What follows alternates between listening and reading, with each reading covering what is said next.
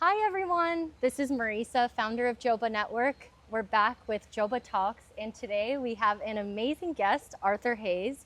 I'm sure many of you guys have heard of him or seen him before, but Arthur, thank you for coming and joining us today. So do you mind quickly just giving a quick intro to the audience, who you are? I'm sure everyone knows, but how do you describe yourself? Sure, Marisa. So my name's Arthur Hayes.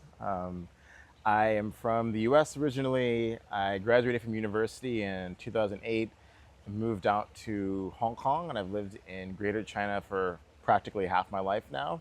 I got into crypto in 2013, just started trading Bitcoin. Then I founded the company that I'm famous for, BitMEX, a derivatives exchange in 2014. Our claim to fame is the invention of the perpetual swap, which is the most traded crypto product ever. And currently, I'm the Chief Investment Officer of Maelstrom, my family office, where we focus on early stage token deals. Awesome. Strictly token deals. And maybe just digging more in BitMEX for those who don't know.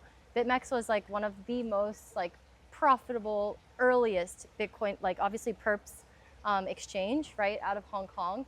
So maybe take us back a little bit and share with us, you know, why did you, get started, and maybe in terms of building teams for any early founders, what got you started? How did you start building your team and attracting people to do this new Bitcoin exchange, which was non-existent back then? So I started trading derivatives on a very small exchange called ICBit back in the day, and it was two anonymous dudes, nowhere knew, didn't know where they were. Yeah. And it was a very awesome trading platform back in 2013. But me and some of the other traders were not very happy because they weren't really expanding their profit, their exchange, not enough clients, not enough trading volume. And so we were making money, but we couldn't make as much money as we wanted. And so given my background was derivatives trading, I thought I could build a better platform than ICBit. And so I went out into my network, and because I'm not a technical person, and I found two technical co-founders, Ben Dilo, who built our trading engine, and Sam Reed, who built basically everything else. The front end, security aspects of things, that web architecture. And so we started this in 2014, and the three of us had this vision to build Bitcoin derivatives, and I guess the rest is history. I mean, how did you find them, right? I think there's a lot of founders out there who are just business minded, right? And so how did you go about finding a technical person, actually being able to assess their technical know-how? What were some of the key qualities that you looked for, or how did you interview for them when you? I'd say I got really lucky. Yeah. So I didn't really interview for them because Yeah. I just went through my network. Yeah. I had an old colleague that I used to work with at Deutsche Bank who I approached first. I said, hey, I know you're good at your job because you used to work with me. Can you build a trading engine? And he was like, yes, but I'm not really in that space of mind to do a startup. Yeah. Why don't you speak to someone I know named Ben Dilo? And that's how I met him. Wow. I met Sam through another friend. She was involved in General Assembly, and I said, hey, do you know any good technical people in your network that want to build a Bitcoin exchange? He said, oh, I know this guy Sam. He's really into Bitcoin. You should approach him. Yeah. And so I went to a GA meeting. I met Sam and I said, hey, I want to do this Bitcoin derivatives thing. What do you think? And so it was sort of serendipitous and lucky. Yeah. I wouldn't say it's the most rigorous vetting process that maybe some of the founders who are watching this have used to find their technical co-founders. Right. And did you have a pitch deck back then, or anything I had prepared, or just a very rough deck. Okay. Then once you decided, right, and once you started, what was the process of building up the company, I guess, in the early days? Did you guys have a office that you guys come and meet at? Did you guys work remotely? How did you guys So we all organize met yourselves? in Hong Kong, Yeah. and we lived in Hong Kong for a very short period of time. Sam moved away to go travel, and then eventually moved back to the United States. And I was constantly traveling around Asia as well. And so we were a remote company. There was no office. I don't think we had an office space until 2016. Wow. And we started in 2014. Yeah. And so it was, well, whatever, I don't know what Zoom or Teams, none of that existed back then. It's like Skype. How did you Skype? Okay. Skype videos. Honestly, this might be one of the very first early remote crypto companies, right? Because I think Silicon Valley always says to, start an office, stay in a hacker house together is what they're doing today. But you guys started all remote from the beginning, so super cool. And maybe in terms of, how long did you guys work just like you guys together? And then when did you start like actually hiring external employees? Did you go for any rounds of funding? So back in 2014, Mm-hmm. MTGOX had just went bankrupt. And so the limited amount of venture capital funding, which is very limited back then, was very scared of exchanges because they just believed that everything was MTGOX. And so there was no VC funding available for exchanges, and especially derivatives. So no one understood why an asset that was so volatile, remember Bitcoin back in 2014 was $200. Yeah. That was way more volatile than it is today. Why would you need leverage on top of that? Yeah. They just believed that the exchange would go bankrupt because they didn't really understand finance. And so those two things together, and then the third was we're not based in San Francisco or Western Europe. Yeah. So no one was funding people out in Hong Kong. So there was no money available for what we were trying to do, which I think was a blessing in disguise because that meant that we had to focus on our customers and what will our customers pay for in terms of a service that we can provide versus, hey, I have a bunch of money, I have an idea of what the customer wants, and I'm going to spend all this money, and maybe I'll find maybe that idea will resonate, maybe it won't, but I haven't actually been held to the fire to actually make a product that someone's willing to pay for. Yeah. No, guys, a lot of people in crypto are always fundraising and still trying to find product market fit, but this is definitely a situation that you have to have a way to, build with the customer and really find revenue quickly. So I really admire that about you.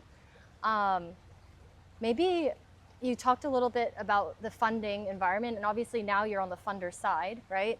So what exactly are you looking for in terms of, the teams that you invest in, the leadership qualities of founders?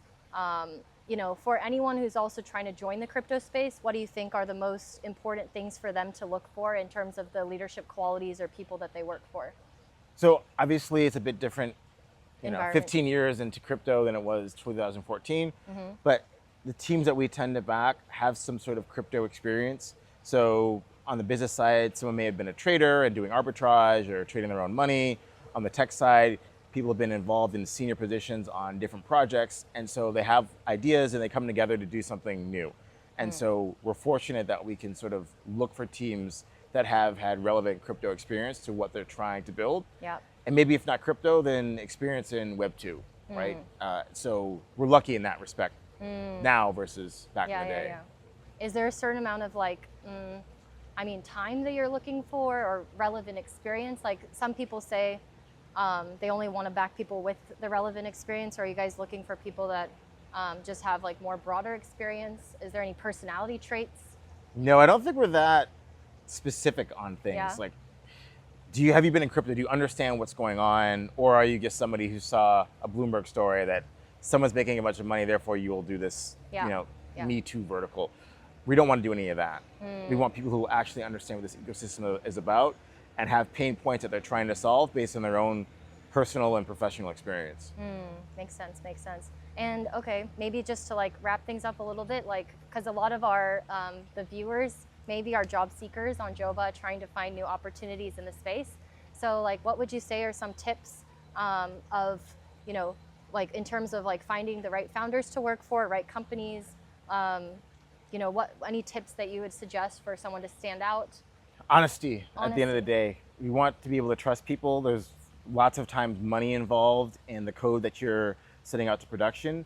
And so if you're researching a team and you see some questionable behavior in terms of, do you believe that this person is going to be honorable and true to their word, then you probably want to avoid those things, because the last thing you want to do is get tied up in a project that, through no fault of your own, did something bad and now you can't get another job. So I think that's the number one thing, the trust aspect in crypto, because we are deploying such mission critical tech that has, a Satoshi value attached to it. Yeah. Definitely also at Joba, we're trying to create more safety and security in the space, right? Using credential-based hiring process and, zero knowledge proofs so that people can kind of prove their background and also, establish trust. We're also putting a big emphasis on social attestations. so that people can also vouch for others in terms of putting that at the beginning of the interview process or even beginning of the vetting process before even going down, the same AI generated resumes that people are creating these days. Okay, maybe last like fun topic is, we're also entering, I know you've invested in a couple of AI companies, and we're entering into the world of like AIs and humans, right? So what are your views on, AI projects you're excited about? Any views on like AIs and humanity that you've written about? It's an open question. I've written about AI. I think AI will use crypto as their currency of choice. We've already seen the first AI agent, the Truth Terminal, that has launched their GOAT meme coin. Yeah, you were one of the earliest guys on GOAT, right? Well, I wasn't the earliest. I got involved, I made some money, but let's call it that. And I think that it's sort of created this whole new genre of cryptos created by LLMs. And now we're going to have, agents with wallets. What are they going to do with these wallets? We're going to have agents with GitHub repositories. What kind of code are they going to create? And so we're going to see this whole explosion of intelligence, silicon intelligence using crypto, which is super interesting. The things that we've backed so far is we've backed an infrastructure chip play, Aether Labs. They're basically acquiring the NVIDIA chips that everyone wants and allowing enterprises to sort of rent that exposure to using those chips. We've also invested in something called Alki, which is sort of try to bring augmented reality and AI together in terms of the data that it's collecting to help. Their first iteration is like retail stores know when things are out of stock and what their actual shop floor looks like with using people walking around the store with a internet connected device to sort of map that spatial environment. Like a beacon. So these are some of the things that we're really excited about. It's an awesome field. Obviously there's an explosion of AI everything. It's hard to know what's good and what's not. But there's going to be some real value created in this vertical. Yeah, definitely. No, we're also looking at it in terms of like the future of work, right? With AIs and humans, we've seen a few companies that are like AIs hiring humans and then humans also hiring AI agents. So kind of as a marketplace, job matching platforms, we're also exploring how we could get these AI agents onboarded with profiles. And then we're also thinking about how identity and reputation for these AI agents. Is it a malicious agent, right, that might go rogue on us, or is it going to have good intent? I think that some of these things should be discussed in terms of where are they coming from, who built the AIs, etc. So yeah, it's something to watch. That super excited out for Joba too. Okay, well, if there's any like final last words that you want to share, I guess. The best time, it's the bull market. Enjoy it. Buy Bitcoin and everything else. Buy Bitcoin, everything else, and also, get into the crypto space and join Joba. So thank you so much, everyone, for listening, and thank you so much, Arthur, for joining us. Thank you for having me. Yeah, and we will catch you guys again on Joba Talks very soon.